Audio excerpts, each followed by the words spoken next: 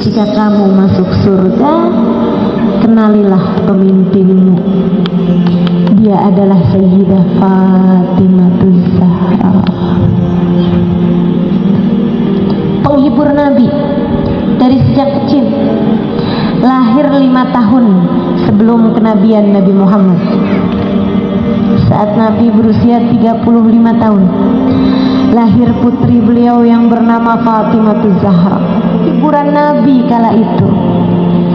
Setiap kali beliau masuk ke dalam rumahnya, beliau akan duduk kemudian memanggil, "Ya Fatimah, mana Fatimah? Fatimah, sini nak, Fatimah."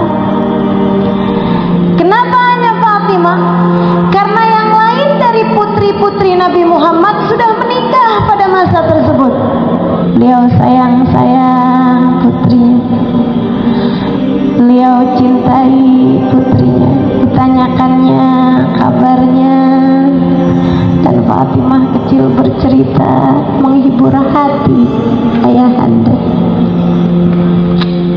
Saudariku sekalian yang saya muliakan, karenanya diriwayatkan satu kali Nabi Muhammad alaihissalam diperlakukan sangat amat buruk sekali oleh orang-orang kaum kafir Quraisy, disebabkan karena mereka sudah kesal sekali kepada Nabi atas apa yang dilakukan Nabi. Mereka pun kemudian memutuskan kalau Nabi Muhammad salat di depan Ka'bah, mereka mau lumuri Nabi Muhammad, mereka mau kotori badan Nabi Muhammad dengan kotoran unta. Sebenarnya itu bukan kotoran, tapi bagian dalam dari perut unta yang ditinggalkan oleh penyembelihnya dan sudah disembelih 2 atau 3 hari yang lalu. Bau busuknya meniup hidung siapapun, saudariku sekalian. Ada Abu Lahab, ada Abu Jahal, ada Umayyah bin Khalaf. Mereka berunding di dekat Ka'bah, siapa nih yang akan membawa kotoran tersebut nanti kalau Nabi Muhammad datang untuk tawaf kemudian sholat. Ditunggu sampai Nabi Muhammad mulai sholat, berangkatlah Abu Jahal musollah itu. Dia kemudian meraup kotoran tersebut dengan kedua tangannya, berjalan dengan penuh kesombongan mendekati Nabi Muhammad alaihissalam. Ditunggunya sampai posisi Nabi Muhammad sujud, kemudian dijatuhkannya kotoran tersebut dari atas sehingga berlumuranlah kotoran di tubuh Nabi Muhammad sallallahu alaihi wasallam yang mulia. Tubuh paling mulia itu dilempari kotoran-kotoran unta. Tubuh kita berlumuran dosa, tapi alhamdulillah tidak pernah diperlakukan sampai sebegitunya. Mengajarkan kepada kita untuk sabar.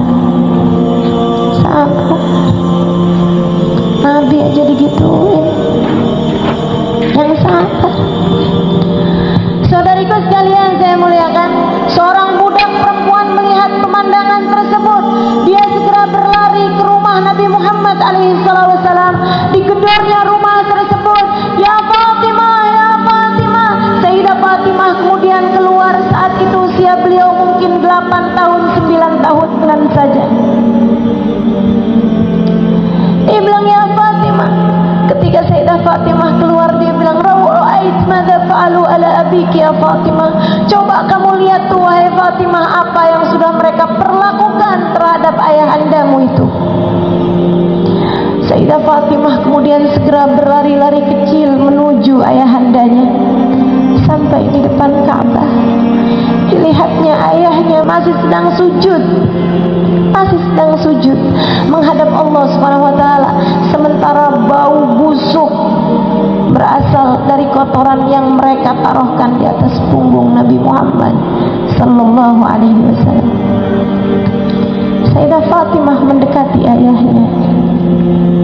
Dia dengan tangan kanannya mengusap-usap, membersih-bersihkan kotoran. Tidak diperdulikannya bau busuk itu, dia bersihkan dari tubuh ayahnya dengan tangan kanannya. Sementara sementara tangan kirinya sibuk menghapus air matanya sendiri yang tidak berhenti menangis pada saat tersebut. Ayah, mengapa mereka berbuat seperti ini padamu ya? Mengapa mereka berbuat seperti ini padamu? Nabi masih sujud sampai dirasakan tangan mungil putrinya Fatimah menghusap kotoran-kotoran dari punggung beliau yang mulia. Beliau pun kemudian duduk menyelesaikan sholatnya sampai beliau salam. Pada masa tersebut belum ada kewajiban keluar dari sholat ketika ada najis. Makanya Nabi melanjutkan sholatnya bahkan ketika najis berlumuran di tubuh beliau alaihi salatu wassalam. Habis selesai salam, sekarang Nabi yang sedih, bukan atas perlakuan kaum kafir Quraisy. Beliau sedih atas kesedihan Sayyidah Fatimah. Nabi sedih karena kesedihan Fatimah.